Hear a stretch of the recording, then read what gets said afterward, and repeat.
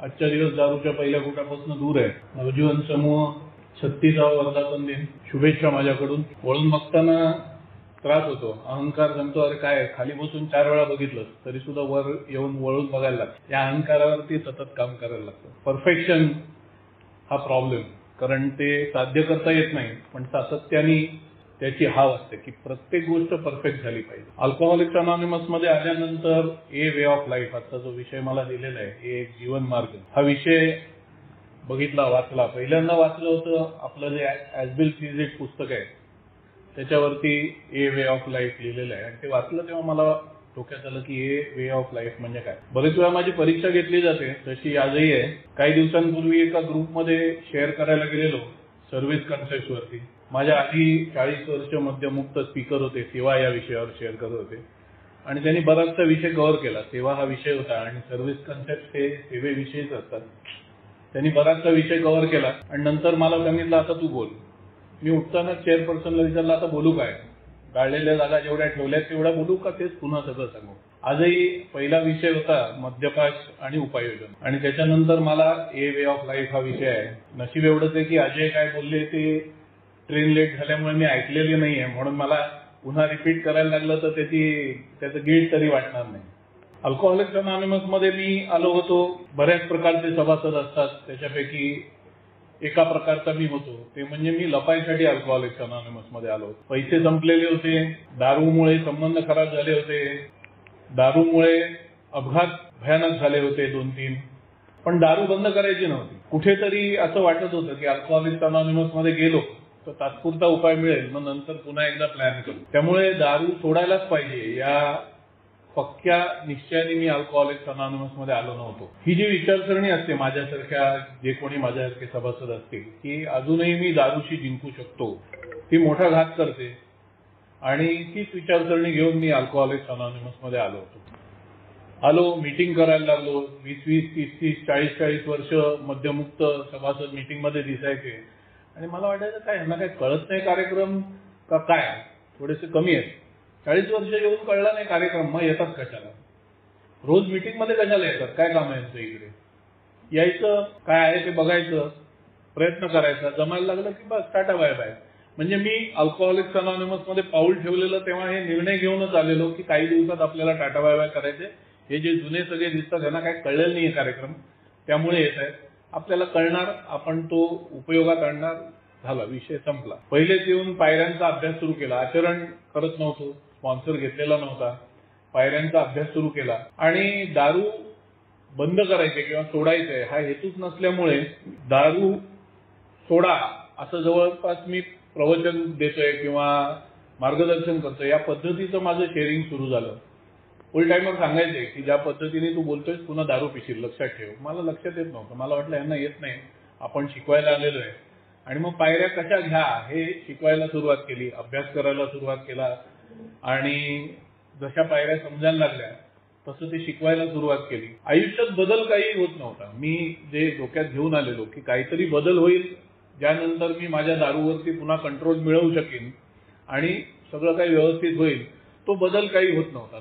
नातेसंबंध सुधारत नव्हते, पैसे हाताळायची जी माझी मानसिकता होती ती बदलत नव्हती, काहीच बदलत नव्हतं. आयुष्य तसंच्या तसं चाललेलं होतं, आणि दारू फक्त बंद होती. एक गोष्ट तेवढी मला जमली का कशी मला माहिती नाही, अहंकारामुळे, जिद्दीमुळे का काय, की मी ठरवलेलं उत्तर सापडत नाही तोपर्यंत प्यायची नाही, उत्तर सापडलं की प्यायची. त्यामुळे पित नव्हतो. मग माझ्या लक्षात आलं की आयुष्याची वाताहत आहे ही फक्त मी पितो म्हणून नाही आहे, मी नाही प्यायलं तरी आयुष्याची वाताहत तीच आहे. आणि तेव्हा एका सभासदाचं शेअरिंग ऐकलं. ड्राय ड्रंक संबंधी तो सभासद शेअर करत होता, आणि त्यांनी सांगितलं की my excessive drinking is an outward manifestation of my deep rooted character defect. माझ्या खोलवर रुजलेल्या स्वभाव दोषांचा बाह्य आविष्कार म्हणजे माझं अतिमद्यपान. तेव्हा मला लक्षात आलं की स्वभाव दोषांवरती काम करायला पाहिजे, पण तेव्हाही माझा हेतू तोच होता की स्वभाव दोषांवरती काम केलं तर मग ती मानसिकता निर्माण करता येईल ज्यामुळे पुन्हा पिता येईल. म्हणजे पुन्हा पिता येईल हे काय माझ्या डोक्यातनं जात नव्हतं. मी देवाची कृपाच म्हणेन की एक ओल्ड टायमरशी बोलणं झालं, आणि मला ती लिंक जी वेव्हलेंथ जुळणं म्हणतात ते झालं, आणि मी त्यांना विचारलं स्पॉन्सर व्हाल का, त्यांनी हो सांगितलं, आणि त्यांनी ज्या पद्धतीने मला माझं आयुष्य दाखवून दिलं त्यामुळे हे लक्षात यायला लागलं की मी दारुडा आहे. मला ते कायम म्हणायचे, अमर अनुभव दारुड्याचे म्हणजे दारुडा, अशी सरळ व्याख्या आहे. तुला काय पटवून द्यायचं तू बघ. तू जे अनुभव मला सांगतोय तुझ्या आयुष्यातले, हे अनुभव दारुड्याचे तेवढं मी सांगेन. तू दारुडा आहेस की नाही मी सांगू शकणार नाही, ते तुला ठरवायचं. एवढं गाढव नव्हतो मी, त्यामुळे मला लक्षात आलं की अनुभव दारुड्याचे म्हणजे दारुडा आहे, म्हणजे मी दारुडा आहे. BW म्हणतात की 1966 मध्ये त्यांनी एक पत्र लिहिलेलं आहे, त्यात 2 ठिकाणी उल्लेख आहे. त्या 2 उल्लेखांचा आधार घेऊन मी आजचं शेअरिंग करणार आहे. एक म्हणजे 12 पायऱ्यांचा कार्यक्रम हा आमचा जीवन मार्ग, आणि दुसरा उल्लेख त्यांनी केलेला आहे, एकच पत्र आहे का 2 पत्र आहेत माहिती नाही, पण 1966 आपल्या ॲग्री सिरीज मधले उतारे आहेत. त्यामध्ये त्यांनी म्हटलेलं आहे की नम्रतेचा हा जीवन मार्ग, म्हणजे जी नम्रता आवश्यक आहे त्या नम्रतेचा हा जीवन मार्ग आयुष्यभर जगायचा आहे. आणि मग स्पॉन्सर बरोबर स्टेपवर्क करायला लागलो आणि माझ्या लक्षात आलं की बरेच सभासद जे शेअर करायचे की पायऱ्या इतक्या सहजपणे जमणार नाहीत, आयुष्यभर येशील तेव्हा पायऱ्या जमतील, पायऱ्या घ्यायला वर्ष लागतात, जितकी वर्ष दारू प्यायला तितक्या वर्ष पायऱ्या घ्यायला लागतात. कदाचित त्यांना जमलं नसेल. मी सुरुवातीला जेव्हा अहंकार माझा असा पीकला होता तेव्हा मी म्हणायचो की ह्यांना जमला नाही पायऱ्या घ्यायला म्हणून हे असं शेअर करतायत, किंवा यांनी घेतल्याच नसतील पायऱ्या. आज मी तसं म्हणणार नाही. प्रत्येकाला पायऱ्या समजायला आणि त्या आचरणात आणायला जमायला वेळ लागतो, त्यामुळे प्रत्येकाचा जमण्याचा कालावधी वेगवेगळा आहे. एका सभासदांनी पहिल्याच मीटिंगला आलेला सभासद सगळ्या जवळपास पायऱ्या कशा घेऊन जाऊ शकतो हे शेअर केलं होतं. ते इथे शेअर करणार नाही, कारण त्याच्यासाठी पूर्ण अर्धा तास लागेल. फार सुंदर त्यांनी शेअर केलं होतं की एक नवीन सभासद दारू प्रॉब्लेम घेऊन मीटिंगला पहिल्या आलाय आणि तो बऱ्याचशा पायऱ्या घेऊन कशा जाऊ शकतो त्या पहिल्या मीटिंगमध्ये. त्यामुळे पायऱ्या घेणं हे काही मोठं दिव्य आहे किंवा अशक्य गोष्ट आहे किंवा बरेच महिने बराच कालावधी लागेल अशातली गोष्ट आहे असं नाही. हे मी माझ्या अनुभवात आज शेअर करतो. तेव्हा मला वाटायचं की महिनाभर मी स्वतःला देईन आणि महिन्याभरात सगळ्या पायऱ्या करीन. तसं काही नसतं. व्यक्तीसापेक्ष आहे. प्रत्येकाला पायऱ्या समजणं आणि त्या आचरणात आणणं. मला जेवढा काळ लागला, जेवढी वेळ लागली पायऱ्या समजणं आणि घेणं. माझ्या प्रश्नाचं उत्तर मला सापडलं की ह्याला जीवन मार्ग का म्हटलेलं आहे. हे जेव्हा मी स्पॉन्सरला विचारलं की 10वी पायरी कशासाठी. ज्यांनी पायऱ्या घेतल्या किंवा जे पायऱ्या वाचतात ऐकून ज्यांच्या कानावर पडलेल्या आहेत त्यांना माहिती आहे की मी आधी म्हटलं ओल्ड टायमरचं ऐकून की माझ्या खोलवर रुजलेल्या स्वभाव दोषांचा बाह्य आविष्कार म्हणजे माझं अतिमद्यपान. म्हणजे मी दारू प्यायला जातो, आता ते अतिमद्यपान असं मी बघत नाही. मी जो पहिला घोट प्यायला जातो ते, त्यानंतर बाकी काम ॲलर्जी करते, वाट लावायचं. त्यामुळे माझे जर स्वभाव दोष गेले तर मग तो पहिला घोट घ्यायला मी जाणार नाही, मी मद्यपानातनं मुक्त होईल. हाच आपला कार्यक्रम आहे हे माझ्या लक्षात आलेलं. मग 10वी पायरी कशासाठी हा मोठा प्रश्न होता माझा. जशा जशा पायऱ्या घ्यायला लागलो, आचरणात आणायला लागलो, तेव्हा माझ्या लक्षात आलं की का 10वी पायरी आहे, कशासाठी आहे. कारण 6व्या पायरीत म्हटलेलं आहे की माझ्या स्वभाव दोषातून पूर्णपणे मुक्त व्हायला, सगळ्या स्वभाव दोषातून मुक्त व्हायला मी पूर्णपणे तयार झालो. राग असो, भीती असो, स्वार्थ असो, हाव असो, काही कोणताही स्वभाव दोष घ्या, त्या स्वभाव दोषातून पूर्णपणे मुक्त व्हायला मी पूर्णपणे तयार झालो. 6वी पायरी आहे. 7व्या पायरीत मी मला समजलेल्या उच्च शक्तीला, परमेश्वराला याचना केली की माझे स्वभावदोष काढून टाक. आणि परमेश्वर only a power greater than myself can restore me to sanity हे दुसऱ्या पायरीत म्हटलेलं आहे की मला समजलेली उच्च शक्ती माझं मानसिक निरोगीपणा पुनर्प्रस्थापित करणार आहे. म्हणजे थोडक्यात मला त्या दोषातनं मुक्त करणार आहे. मग 7व्या पायरीत जर मी दोषातनं मुक्त झालो, एकदा दोषातनं मुक्त झाल्यानंतर मी 8व्या 9व्या पायरीत मग क्षमा मागायचं आणि नुकसान भरपाई करायचं काम केलं, झालंय, कार्यक्रम फिनिश. प्रॉब्लेम काय, स्वतःच्या अनुभवातनं माझ्या लक्षात आलं की प्रॉब्लेम असा आहे, तो मी माझ्या अनुभवातनं शेअर करतो. पहिली पायरी 100% घ्यायला पाहिजे असं म्हटलेलं आहे की 100% पहिली पायरी एकच पायरी जी 100% घेतली जाते, जी 100% घ्यायला पाहिजे किंवा घेतली जाते. माझ्यासारख्याला पहिली पायरीच घ्यायला जवळपास 1.5-2 वर्ष लागली. मी प्यायलो नाही, पीत नव्हतो, पण मी पहिली पायरी घेतलेली नव्हती. मी मद्यापुढे शक्तीहीन आहे हे इकडे मान्य केलेलं नव्हतं. मी शेअर करायचो प्लॅटफॉर्मवरनं, एवढं की माझं शेअरिंग बंद केलेलं. मी शेअर करायचो की मला वाटतं दारू माझा प्रॉब्लेम नाहीये. शेअर पर्सन म्हणायचे मग खाली बस, दारू तुझा प्रॉब्लेम आहे तर खाली बस. एक ओल्ड टायमर म्हणाले अरे त्याला बोलू देत, तो काय म्हणतोय ते लक्षात घ्या. त्याला वाटतं दारू त्याचा प्रॉब्लेम नाहीये, दारू त्याचा प्रॉब्लेम नाहीये असं तो म्हणत नाहीये, त्याला वाटतं आणि त्याला ते सत्य जाणून घ्यायचे आणि स्वीकारायचे असंही तो म्हणतोय, तर त्याला शेअर करू द्या. पण नाही, बरेच सभासद म्हणायचे दारू माझा प्रॉब्लेम आहे असं वाटेल तेव्हा शेअरिंग करायला सुरुवात. शेअरिंग माझं थांबवलं, पण मला खोटं शेअर करायचं नव्हतं, पण मला शेअर करायचं होतं, कारण हीच एक ठिकाण होतं जिथे मी बोलू शकत होतो. माझ्या घरच्यांना मी काय बोलतोय ते कळत नव्हतं, बाहेरच्या लोकांना मी काय बोलतोय ते कळत नव्हतं, माझ्या इथे काय चाललंय ते फक्त तुम्हाला कळत होतं आणि त्यामुळे मला इथे बोलायचं होतं. पण प्रॉब्लेम एकदा डोक्यात विचार आला की हा सांगायचं, हा मी दारुडा आहे, दारू माझा प्रॉब्लेम आहे, मी पिऊ शकत नाही, पण मन मानत नव्हतं. कारण मी 8 महिन्यांनी एकदा धक्का तसा खाल्लेला होता. मी 3-4 महिन्यांनी सांगायचं बंद केलं की दारू माझा प्रॉब्लेम नाहीये असं मला वाटतं, किंवा दारू मी मापात पिऊ शकणार नाही असं मला पटत नाही, हे सगळं मी सांगायचं बंद केलं आणि मी सांगायला सुरुवात केली, माझं नाव अमर आहे, मी दारुडा आहे, आणि शेअरिंग करायला सुरुवात केली. 4-5व्या महिन्यात माझ्या प्रवासाच्या 8व्या महिन्यात हातात दारू आली. कारण हळूहळू जे मनात मी दडपून ठेवलेलं ते हळूहळू मला सांगायला लागलं की अरे खरंच प्रॉब्लेम नाही, या लोकांना लक्षात येत नाहीये, खरंच तुला प्रॉब्लेम नाहीये दारू, ट्राय तर कर. आता तू पायऱ्यांचा अभ्यास केलाय, लोकांना पायऱ्या शिकवतोय, ट्राय तर कर. द्यायलो आणि माझ्या लक्षात आलं की माझा प्रॉब्लेम आहे. मी पुन्हा आलो हे मध्ये, प्रॉब्लेम आहे हे लक्षात आलं, पण प्रॉब्लेम आहे हे पटत नव्हतं. त्यामुळे पहिली पायरी 100% घ्यायला पाहिजे, घेतली तरच कार्यक्रम सुरू होतो, पण घेणं हे सहज शक्य आहे. आम्ही माझ्या स्पॉन्सरशी बोललो तेव्हा स्पॉन्सरनी मला सांगितलं की आपण दुसऱ्या सभासदांबद्दल बोलू शकत नाही, पण मी जे ऑब्झर्व केले ते तुला सांग. त्यांनी सांगितलं बरेचसे सभासद हे मध्ये येतात कारण पैसे संपलेले असतात, भीक मागत असतात, चोरी करत असतात, घरच्यांनी काढलेलं असतं, घरच्यांनी उचलून व्यसनमुक्ती केंद्रात डांबलेलं असतं, घरच्यांनी फरफटच मिटिंगला आणलेलं असतं. असे बरेच जण वेगवेगळ्या कारणांमुळे येतात. दारू माझा प्रॉब्लेम आहे, मला दारूपासून मुक्तता पाहिजे, या प्रामाणिक हेतूनी फार कमी सभासद मध्ये येतात. हे माझ्या स्पॉन्सरचं ऑब्झर्वेशन जे त्यांनी मला सांगितलं. पैशाचा प्रॉब्लेम घेऊन आलेला दारुडा मीटिंग करायला लागतो, दारू बंद होते, दारू बंद राहिल्यानंतर जर नोकरी असेल तर पगार घरात यायला लागतो, पगार घरात यायला लागल्यानंतर कुठेतरी त्याचं मन सांगतं की प्रॉब्लेम सुटला, आता काय प्रॉब्लेम आहे. रोज एक पेक, दीड पेक किंवा दर शनिवारी परत तो तोच प्रयोग करतो, पुन्हा तोंडावर पडतो आणि पुन्हा तोंड फोडून घेतो. अल्कोहोलिक्स अनॉनिमस मध्ये आपण रिसर्च करत नाही. माझ्या स्वतःच्या सुधारणेसाठी मदत म्हणून स्पॉन्सरने मला सांगितलेला अनुभव मी शेअर केला. त्यामुळे तू कशासाठी आलाय, दारू हा माझा प्रॉब्लेम आहे आणि मला प्रॉब्लेम मधनं मुक्तता पाहिजे, यासाठी हे मध्ये आलायस का, तर मी त्याच्यासाठी आलो नव्हतो. मी सांगितलं पैसे संपलेले होते, घरात कोण विचारत नव्हतं, कुठे जायचं, मित्र नव्हते, कुठे जायचं हा प्रश्न होता, म्हणून मी हे मध्ये होतो. ज्या दिवशी दारू हा माझा प्रॉब्लेम आहे हे माझ्या लक्षात आलं आणि मला पटलं, येस दारू माझा प्रॉब्लेम आहे, मी दारूला नाही म्हणू शकत नाही. दारू मद्यपानाचे 2 भाग आहेत, मानसिक आकर्षण ऑब्सेशन आणि ज्याला मॅड म्हणतात. मॅड माणूस असतो, जसा फॅनॅटिक असतो की एखादा मॅड माणूस वरून कड्यावरनं उडी टाकेल डोंगरावरनं, त्याला विचार सुद्धा येणार नाही अरे आपण मरू किंवा काय होईल. तसा वेड्यासारखा जसं मी दारू म्हटल्यावर उडी टाकून जायचो, जसं घरात बिलं भरायला पैसे नाही, 1 लाखाचं एक कॉन्ट्रॅक्ट आलेलं आहे, ते कॉन्ट्रॅक्ट हाताची आहे, ते घ्यायचंय, काम करायचं आणि ड्रिंकिंग पार्टनरचा फोन येतो, बसतोय आम्ही, येतो का, आणि मी जेव्हा काम टाकून निघून जातो, त्याला वेडेपण म्हणतो. दारू म्हटल्यानंतर मी नाही म्हणू शकत नाही, हा पहिला टप्पा. आणि दुसरा, एकदा ती दारू पोटात गेली की आणे लो.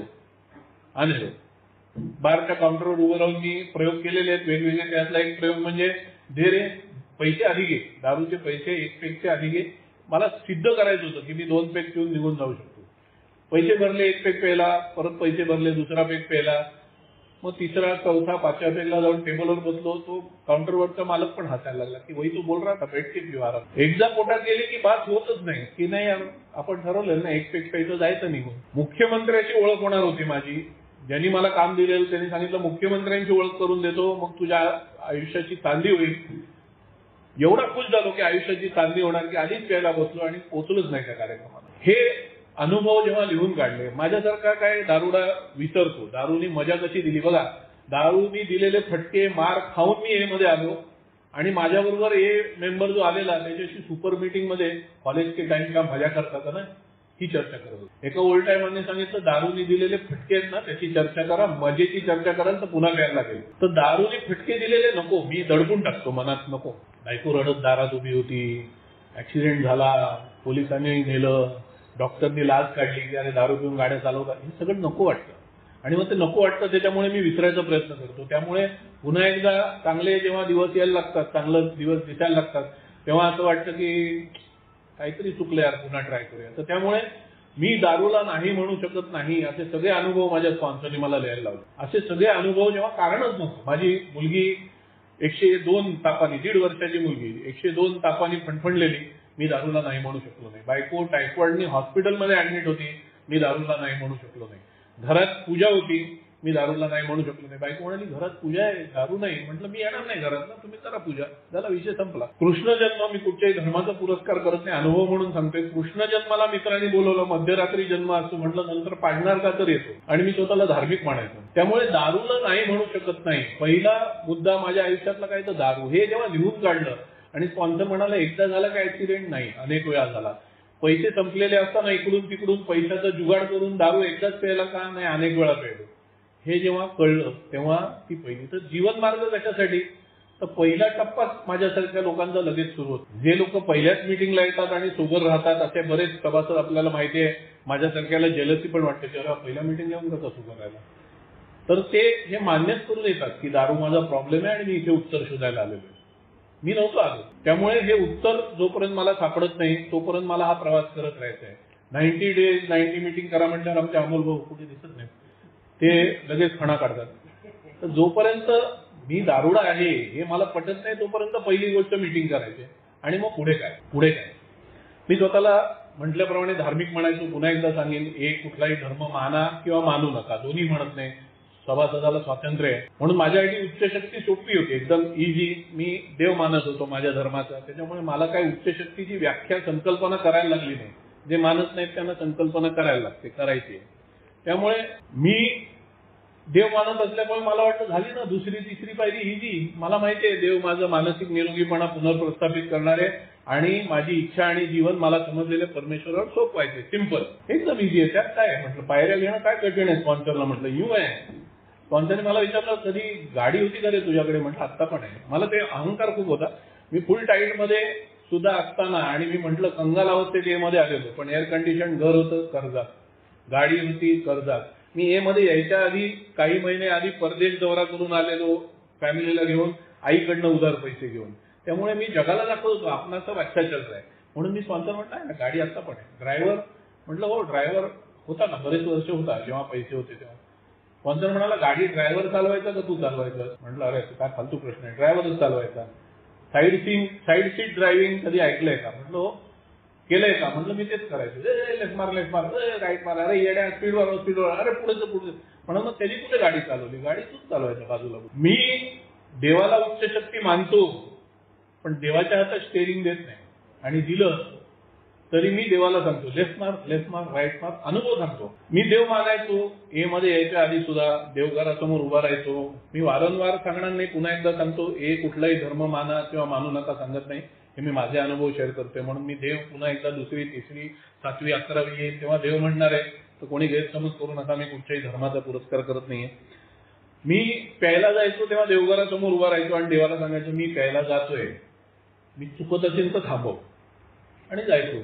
हे काय सांगते मला, देवा मी चुकतोय, मी पितोय, माझ्या आयुष्याची वाट लावतोय, मी चुकतोय, प्लीज मला नाही प्यायचंय, मी स्वतःला थांबवू शकत नाही, मला थांबव. ही भाषा आणि ती भाषा. त्यामुळे हे कळायला मला बराच वेळ लागला. म्हणजे मी स्टेपवर्क करायला लागल्यानंतर सुद्धा मला बराच वेळ लागला हे कळायला की दुसरी पायरी कळतीये पण घेता येत नाहीये. तिसरी पायरी कळतीये की इच्छा आणि जीवन मला समजलेल्या परमेश्वराच्या स्वाधीन करायचे. म्हणून बरेच लोक जेव्हा स्टेप 1, 2, 3 करतात ना, चुकीचं करतात असं म्हणणारा मी कोण नाहीये. पण इच्छा आणि जीवन देवाच्या स्वाधीन करणार का, येस, पहिली झाली तुझी तिसरी पायरी. मलाही तसंच वाटलेलं. It is not that easy.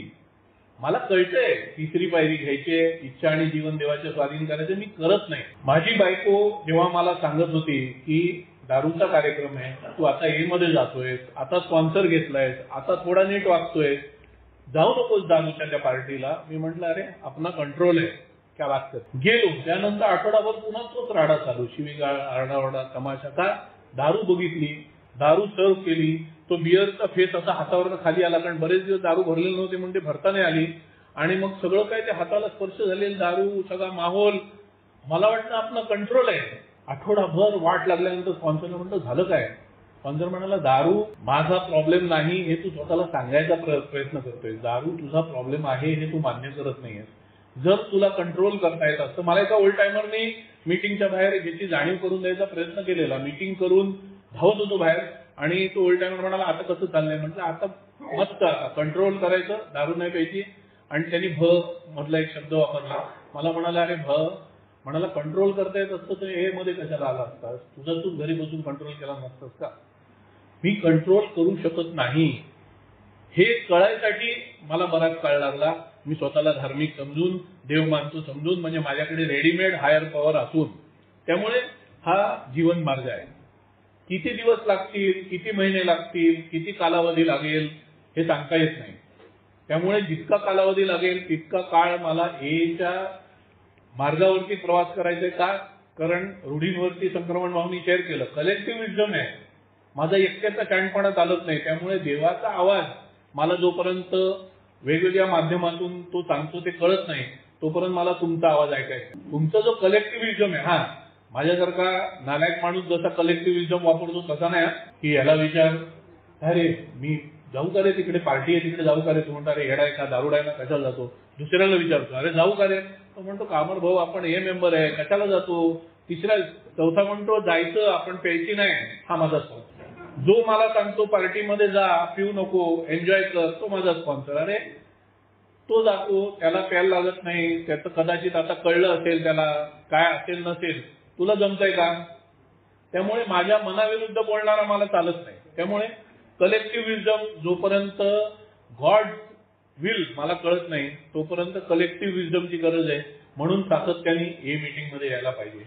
मला थांबवा, वेळ माहिती नाही, मी असं वाहत जातो त्यामुळे पटापट कव्हर करतो. काही राहिले मुद्दे तर नंतर येईल, पटापट कव्हर करून सुद्धा होत नाही, माझा प्रॉब्लेम आहे. चौथी पायरी, तिसरी पायरी, चला समजलं मला, इच्छा आणि जीवन मला समजलेल्या परमेश्वराच्या स्वाधीन करायचंय. आता इच्छा आणि जीवन मला समजलेल्या परमेश्वराचे स्वाधीन करायचंय. तिसऱ्या पायरीत मी स्वाधीन करतो का? नाही करत. माझे एवढे भयानक स्वभाव दोष आहेत. भीती आहे. ड्रायव्हरनी गाडी चालवली आणि मी जर बाजूला झोपलो और ताल्याने ठोकली तर, म्हणून मला जागा राहायला लागतं. त्यामुळे भीती आहे, अहंकार आहे.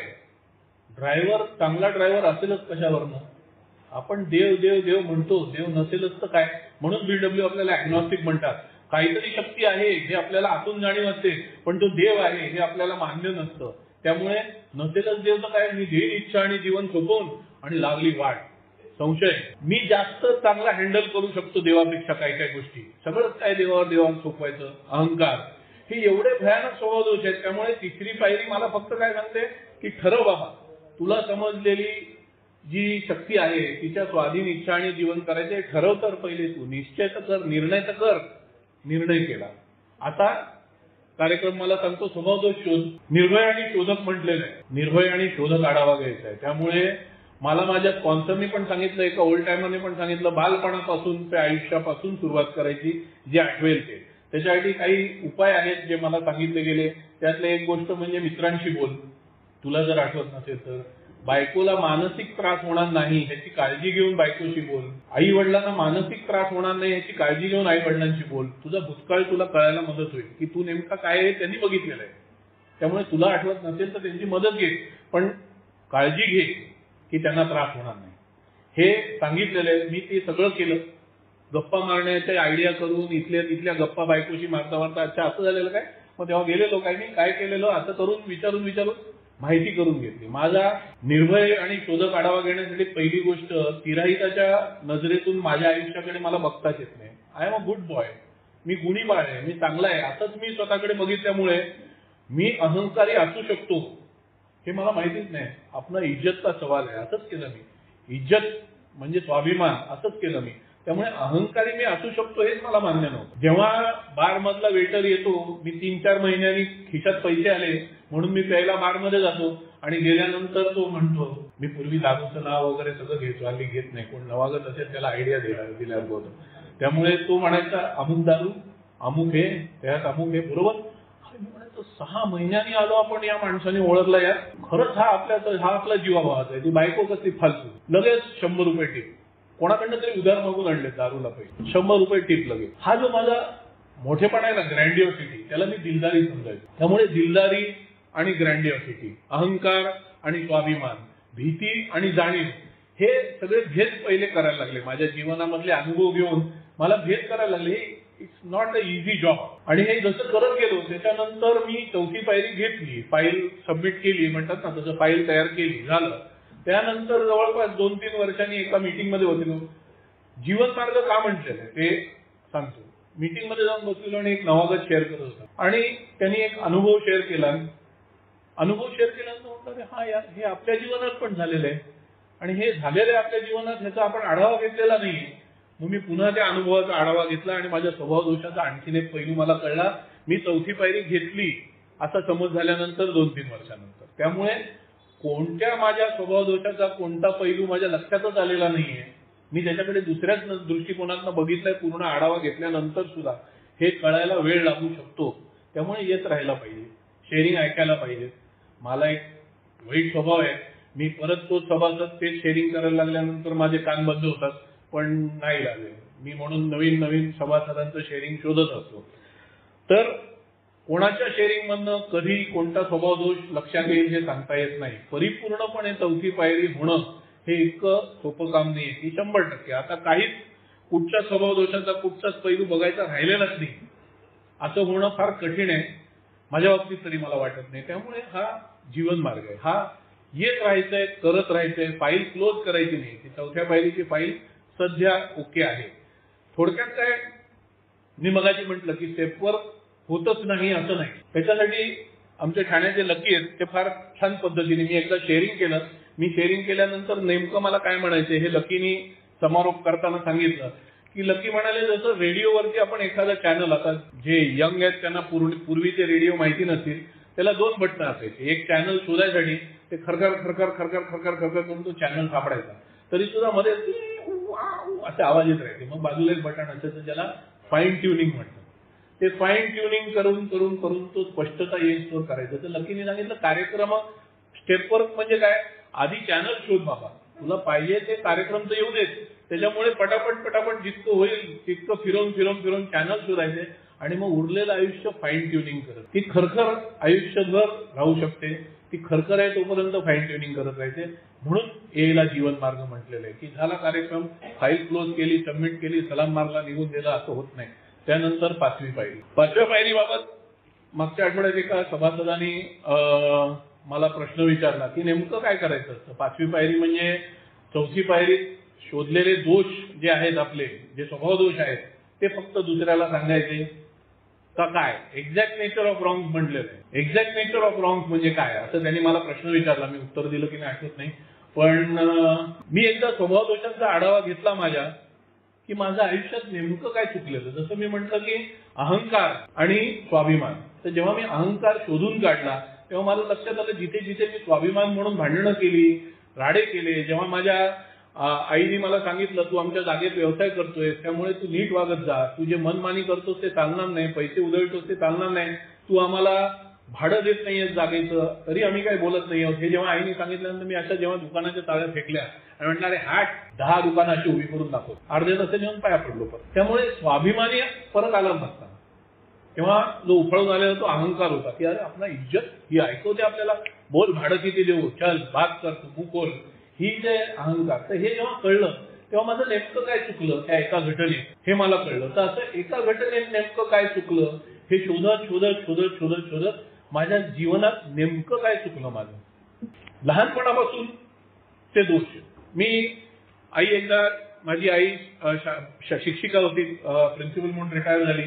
माझी आई घरी यायच्या आधी मी तिला खुश करायसाठी घरात केर लादी करून ठेवली. त्या दिवशी आमचं घरी घरगडी येणार नव्हतं तर मी केर लादी करून स्वच्छ केली आणि आई आली आणि बघितलं आणि म्हणाली, मोठ्या भावाचं माझं नाव घेतलं आणि म्हणाली की तो जास्त नीट नेटकं करतो. मी अख्खा कचरा डबा आणून आता बाहेर खोलीत होता. नेमकं काय चुकलं माझं, मला छान करायचं होतं, आईला खुश करायचं होतं. मुळात माझ्या स्पॉन्सरने मला दाखवून ठेवलं मी स्वच्छता करायची नव्हती, मला शाबासकी मिळवायची आणि शाबासकी मिळाली नाही म्हटल्यावर मी चिडलो होतो. स्वच्छता करायची असती तर मी म्हटलं ठीक आहे त्याला जास्त स्वच्छता करायला जमते, मला नाही जमत, मला जेवढी जमली तेवढी केली. मोटिव्ह एका सभासदाच्या शेअरिंग मधनं मिळाला आणि मी स्पॉन्सरला घेतलं तेव्हा स्पॉन्सर म्हणाला करेक्ट, मोटिव्ह चेक करायचे. तोच स्टेप घेतल्यानंतर जेव्हा माझे दोष कळतात तेव्हा माझ्या जीवनाचे मोटिव्ह उद्दिष्ट कळतात की मी प्रत्येक गोष्ट का केली आणि हे जेव्हा मी शोधून काढतो सगळं, शोधून म्हणजे डोळ्यासमोर स्पष्टच होतं आढावा घेताना, हे माझं जीवनात नेमकं काय चुकलंय हे मी स्वतःला, आणखीन एका व्यक्तीला आणि देवाला, माझ्या स्पॉन्सरने मला सांगितलं स्वतःला कशाला, तर पुन्हा एकदा स्वतःला विचारायचं की हे दोष कळलेच, ह्याच्यातनं मुक्तता मिळवायची आता, तर तयारी आहे ना, पुढे जाऊन नुकसान भरपाई क्षमा याचना करायची तर तयारी आहे ना, हे स्वतःला विचारायचं. हे तू करतोय ते करेक्ट आहे ना, हे करतोय हे तुझ्या सुधारण्यासाठी करतोय ती जाणीव आहे ना, हे स्वतःला पुन्हा एकदा, ज्याला ऑनेस्टी म्हणतात, प्रामाणिकपणाचं स्वतःच्या चेक करायचंय. जेव्हा स्वतःला, माझ्या स्पॉन्सरने सांगितलं कार्यक्रम काय असं ते सांगत नाही, प्रत्येकाने आपल्या दृष्टीने बघावं पायरीकडे. दुसऱ्याला कशाला, तर पुन्हा एकदा तेच सांगताना दडवायची इच्छा होते का, काय सगळ्या गोष्टी सांगायच्या, ठीक आहे ना, कळलं ना आपल्याला दोष आहे, याला सांगून काय मोठं मिळणार आहे आपल्याला, काय नाही, हे होतं का. मला मदत पाहिजे, मला ह्याच्यातून मुक्त व्हायचंय. कन्फेशन ज्याला म्हणतात, कबुली जबाब. बऱ्याच लोकांना माहिती असतं त्यांनी गुन्हे केलेले, पण अशा समोर पब्लिकच्या उभं कबुली जबाब द्यायचं, होय मी चुकलोय, हे जे प्रामाणिकपणा लागतो, हा जे नम्रता लागते, ही ती नम्रता माझ्यामध्ये आलेली आहे का, की मी कबूल करू शकतो की येस माझं चुकलेलं आहे, हे आयुष्याची मी या पद्धतीने वाट लावलेली आहे, तर मला ह्याच्यातनं मुक्त व्हायचं. त्याच्यासाठी दुसरा, आता त्याच्यात पुढे आणखीन डेव्हलपमेंट ए मध्ये झाली, म्हणजे काय, स्पॉन्सरशिपची संकल्पना आली, जी सुरुवातीपासून स्पष्ट अशी डिफाईन नव्हती की स्पॉन्सर म्हणून. ती स्पॉन्सरशिप ही संकल्पना आल्यानंतर आता आपण 5वी पायरी स्पॉन्सरकडे घेतो, कारण तो मग पुढे आपल्याला आणखीन मदत करू शकतो. रादर बरेच सभासद पहिल्या पायरीपासूनच स्पॉन्सर घेतात, जसं मी घेतलेलं आहे, म्हणून ते एक वेगळं थोडंसं त्याला ट्विस्ट आलेलं आहे. त्यानंतर येते महत्वाची पायरी, 6वी पायरी. 6वी पायरी माझ्या स्पॉन्सरनी 4थी पायरी मी घ्यायला लागलो तेव्हा मला सांगितलं, 6वी पायरी घ्यायची तयारी आहे तर 4थी घे, नाही तर दारू बंद आहे ना त्याच्यातच खुश राहा, ड्राय ड्रंक मध्ये खुश राहा. म्हटलं का असं का, म्हणे 4थी पायरी घेतली आणि जर 6वी पायरी घेतली नाही तर 2 गोष्टी होतील म्हणाले. एक, मी किती नालायक आहे, मी आयुष्याची वाट लावली, मी किती नालायक आहे, मी किती नालायक आहे, या भावनेत नैराश्यात जाशील, आणि नैराश्यात गेलात तर उपयुक्त जीवन बिवन सगळं गेलं भाडणे. दुसरी बाजू जी म्हणाली तुझ्या बाबतीत लागू आहे, ते म्हणे नैराश्यात जाणं का तुझ्या बाबतीत लागू नाही, तो म्हणाला दुसरी बाजू तुझ्या बाबतीत लागू आहे की जर 6वी पायरी घेतली नाही तर हळूहळू तू तुझे दोष जस्टिफाय करायला लागशील. म्हणाला जी काय थोडीफार बुद्धिमत्ता देवाने तुला दिलेली आहे, तू दोष जस्टिफाय करायला लागशील. म्हणजे आधी तू म्हणत होतास की अहंकार नाही, ते स्वाभिमान आहे, आणि मग तू म्हणशील आहे अहंकार, मग आपण किसी से डरते की आपण ऐसा है. म्हणाला हे जर तुझ्या बाबतीत एकदा झालं ना की हा मैं ऐसा है, क्या कर लेगा, क्या कोई उखाड़ लेगा, बोल, हे झाल्यानंतर सुधारणा अशक्य आहे. त्यामुळे 6वी पायरी घ्यायची तयारी असेल तर 4थी पायरी घे, हे माझ्या स्पॉन्सरनी मला 4थी पायरी घेताना सांगितलेलं. आणि बट नॅचरली तेव्हा तर कार्यक्रम घ्यायची अशी घाई झालेली की म्हटलं 6वी काय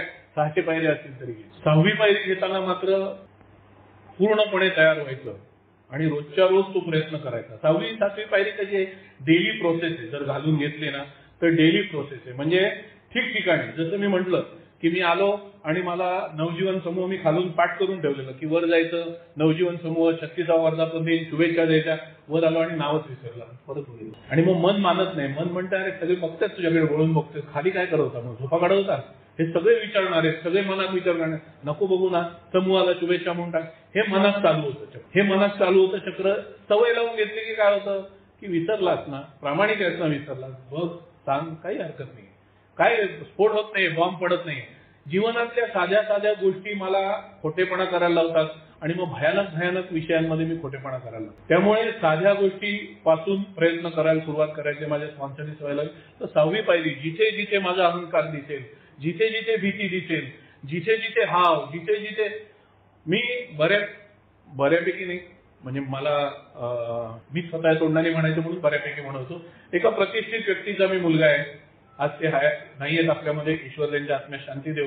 त्यामुळे आर्थिकदृष्ट्या कायमच चांगले दिवस बघितलेले, पण मला हे ए मध्ये येईपर्यंत माहितीच नव्हतं की मी फुकटे आहे. हे आज मी जाहीरपणे सांगतोय. मला सभासदांनी एका जाणीव करून दिली. एक ओल्ड टायमरला सवय होती, न्यूकमर आला की त्याकडनं पैसे घ्यायचे नाही, सुपर मीटिंग मध्ये वडे मागव, समोसे मागव, आणि मी खादाड खाऊ सांगायची गरज नाहीये.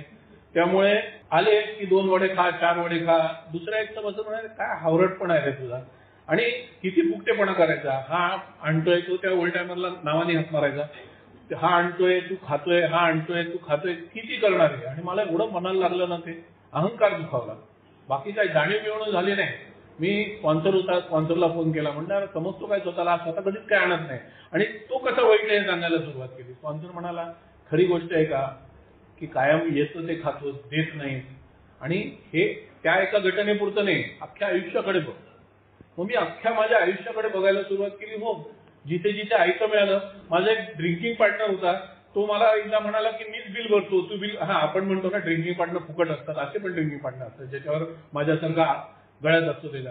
तो मला म्हणाला मीच बिल भरतो, तू कधीच भरत नाही. म्हणाला ठाण्यात पेली तर तू बिल भरायचं, ठाण्याच्या बाहेर कुठेही जगात पेली तर मी बिल भरेन. त्या दिवसानंतर मी त्याच्याबरोबर ठाण्यात कधीच पेलो नाही. तर हे सगळ्या जीवनाचा आढावा घेतल्यानंतर माझ्या लक्षात आलं, हो मी आहे प्रतिष्ठित व्यक्तीचा मुलगा आहे, कायम खिशात बऱ्यापैकी पैसा आहे, पण मी फुकट्या आहे हे मान्य करायला आणि त्याच्यातनं मुक्तता मिळवायला इतकं सोपं नाही. पहिली गोष्ट कन्फेस करायला लागतं. पाचव्या पायरीमध्ये कन्फेस करायला लागतं, येस मी फुकट्या आहे. सोपी गोष्ट नाही. आणि मग त्याच्यावरती काम करायचं. जिथे मी कृतज्ञपणा केलाय तिथे कृतज्ञपणा स्वतःमध्ये आणायचा प्रयत्न करायचा. हे सतत ऍक्शन मी तयार व्हायचं. आता मी कृतज्ञपणा आणू शकतो का? आणू शकत असतो तर मागेच आणला असता. कृतज्ञपणा घालवू शकतो का? घालवू शकत असतो तर मागेच घालवला असता. मी हे काहीच करू शकत नाही. मी फक्त एक स्वतःची तयारी करू शकतो. आणि तिथे जे तिसऱ्या पायरीत म्हटलेलं ना की made a decision to hand my will and my life to the loving care of God as I understood him, हे मी 7व्या पायरीत करतो. पहिल्या 7व्या पायरीत मी याचना करतो की हे सेट ऑफ स्वभावदोष माझे आहेत, हे काढून टाकले पाहिजेत आणि मला मदतीची गरज आहे, ही मी याचना 7व्या पायरीत करतो. आता ही याचना केली की कार्यक्रम झाला असं असायला पाहिजे, पण होत नाही. कारण मुळात जरी मला वाटलं मी पूर्णपणे तयार झालोय तरी, म्हणून त्याला खोलवर रुजलेले स्वभावदोष म्हटलेलं आहे. जरी मला वाटलं मी पूर्णपणे तयार झालोय तरी मी पूर्णपणे तयार नसतो. मग मी काय करतो? जस्टिफाईड फिअर, जस्टिफाईड अँगर, सकारात्मक राग, सकारात्मक भीती. माझा स्पॉन्सर म्हणाले भाऊ असं काहीच नसतं, सकारात्मक राग हा प्रकारच नसतो. म्हटलं काय?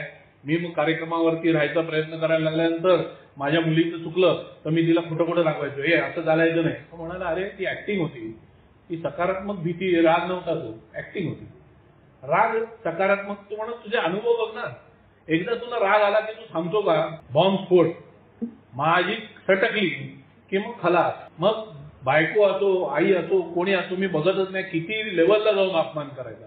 त्यामुळे पण राग सकारात्मक असू शकत नाही. आपण ऍक्टिंग करतो रागवल्यासारखी, ती वेगळी. कामगारांवरती तू ओरडल्यासारखी ऍक्टिंग करतो, ती वेगळी. पण राग सकारात्मक असू शकत नाही. भीती सकारात्मक. मी म्हटलं अरे सभासद तर शेअर करतात की मी रस्त्याने जात असतो, जर मला भीती नसती तर मी गाडीच्या पुढे धावलो असतो आणि गाडीखाली मेलो असतो. ते म्हणाले जे सभासद म्हणतायत त्यांना म्हणू देत, आपण लॉजिकली बोलूया. म्हणाला आपण गाडीच्या पुढे धावत जात नाही कारण आपल्याला स्वतःचा जीव वाचवायचा असतो, जाणीव असते. तो म्हणाला जाणीव म्हणजे सकारात्मक भीती नाही. गॅसवरती तवा असतो, त्या तवा कदाचित कोणीतरी वापरला असेल, तो गरम असेल, हात लावला तर भाजेल, ही जाणीव आहे, भीती नाही. भीती कशाला म्हणतात? भांड्यांच्या मांडणीमध्ये जर गॅस तवा असेल आणि तू त्या मांडणीमधल्या तव्याला हात लावायला घाबरला, भाजेल, ही भीती आहे. कारण मांडणीमध्ये धुवून बिन ठेवलेला तवा गरम कशाला असेल, ही भीती आहे. तो म्हणाला भीती आणि जाणीव ह्याच्यामधली फरक ओळख. ज्याला कोणाला 6वी पायरी घ्यायला जमत नाही तो मग पळवाटा काढायला सुरुवात. सकारात्मक भीती, सकारात्मक राग, सकारात्मक ह्याव त्याव. सेक्सच्या बाबतीत मी शेअर केलं नाही कारण सहसा मी पब्लिक ह्याच्यात नाही करत, 1:1 स्पॉन्सरशी बोलतो फक्त.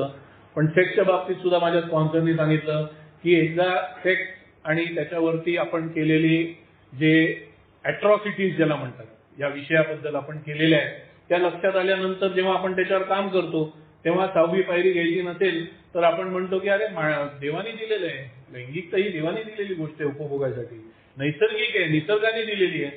ही केवळ पळवाटा आहे.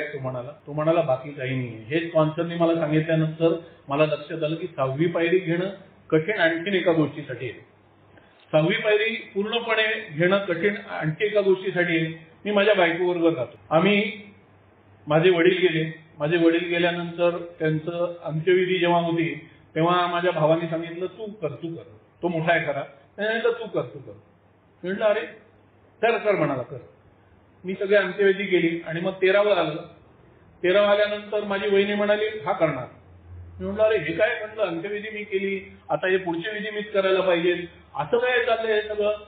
मी म्हटलं ठीक आहे, कार्यक्रम काय सांगतो, लेट गो. हे जमतं, कार्यक्रम माझ्याकडे असल्यामुळे जमतं. मी हे लेट गो विचार करून आतल्या खोलीत गेलो. बायको म्हणाली नथिंग डुईंग, तेव्हा का सांगितलं, आता का नाही सांगितलं. म्हटलं अरे बापरे, पुढे आग मागे दरी म्हणतात ना तसं. इथे गेलो तर वहिनी नाटक करते, तिथे गेलो तर बायको नाटक करते. या कोंडीत सापडल्यानंतर काय होतं, आपल्याला काहीतरी निर्णय घ्यायला लागतो जो कार्यक्रमाच्या विरोधात असतो.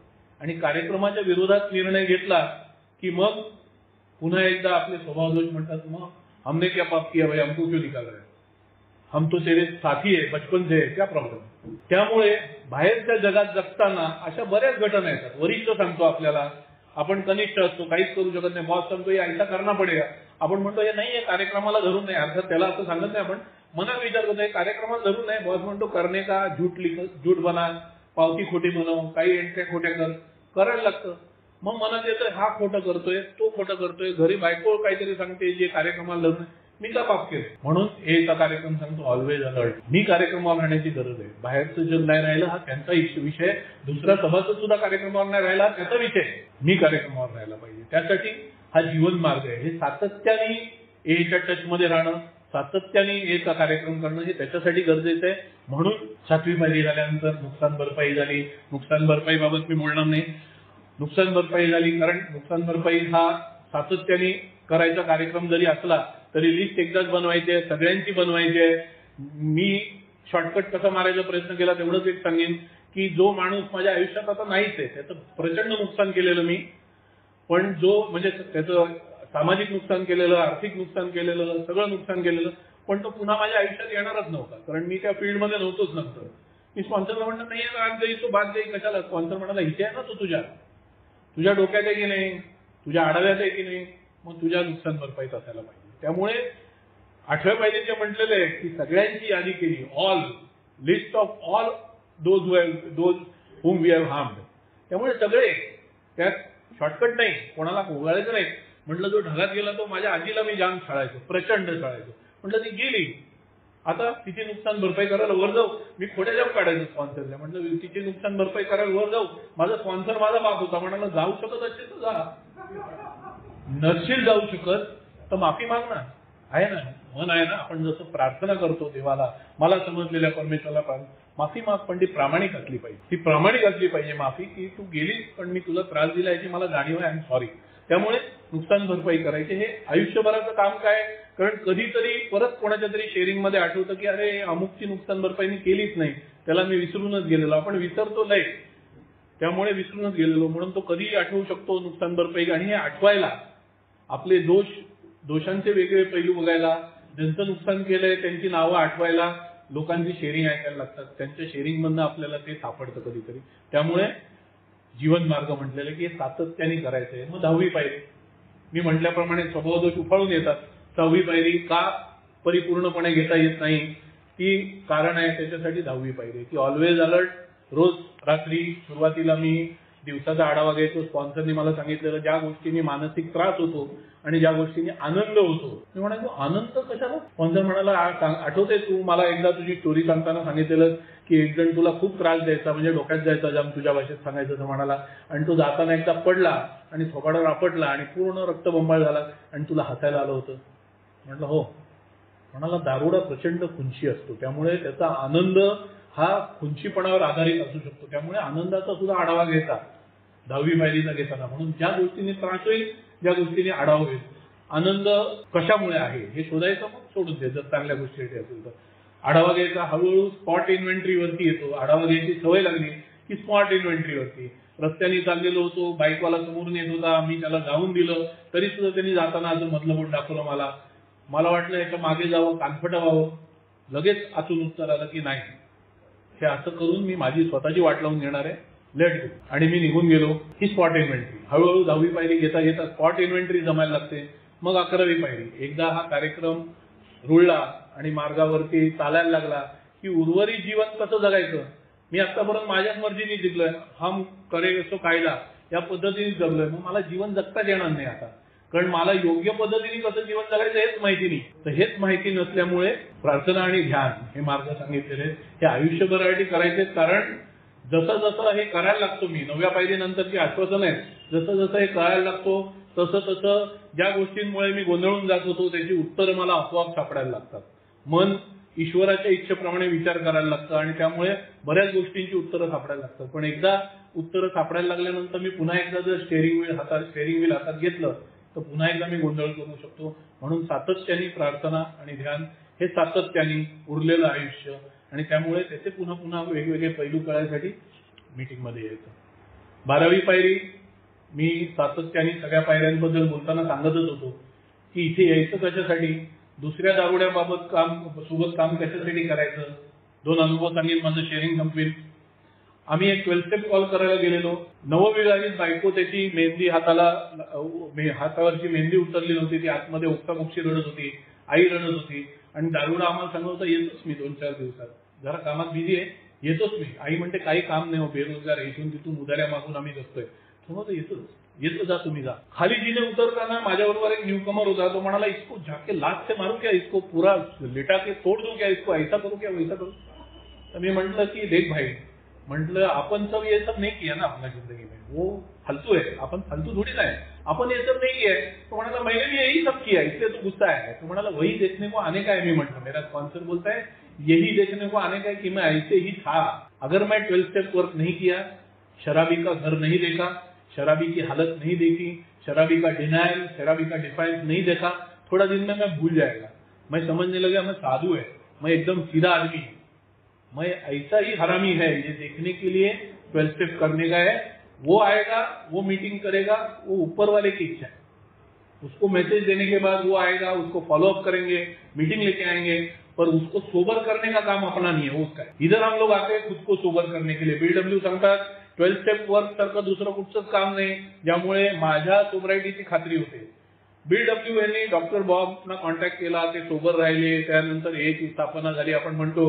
पण ज्या दिवशी बीडब्ल्यू यांनी त्या हॉटेलच्या लॉबीमधनं डॉक्टर बॉबना फोन करायचा प्रयत्न केला किंवा कोणालाही, तेव्हा फोन लागला का डॉक्टर बॉबना नाही, डॉक्टर बॉबशी संपर्क झाला का नाही. केवळ त्या प्रयत्नात कोणाला तरी गाठून मी जर शेअर केलं तर मी सोबर राहील, त्या प्रयत्नात बीडब्ल्यू त्या दिवशी सोबर राहिले. त्यामुळे हा प्रयत्न सातत्याने करायचे स्वतःसाठी, दुसऱ्याला सोबर करायसाठी मी करायला लागलो किंवा मी हळूहळू त्याला पंखाखाली घ्यायचा प्रयत्न करतो आणि मग रूढींवरती असा आक्रोश करून शेअरिंग करायला लागतं. संक्रमणासारख्या भाव जर माझ्यामध्ये नम्रता आली आणि त्या नम्रतेच्या प्रवासावर मी सातत्याने राहिलो तर हा जीवनमार्ग बीडब्ल्यू यांनी सांगितलेला आहे.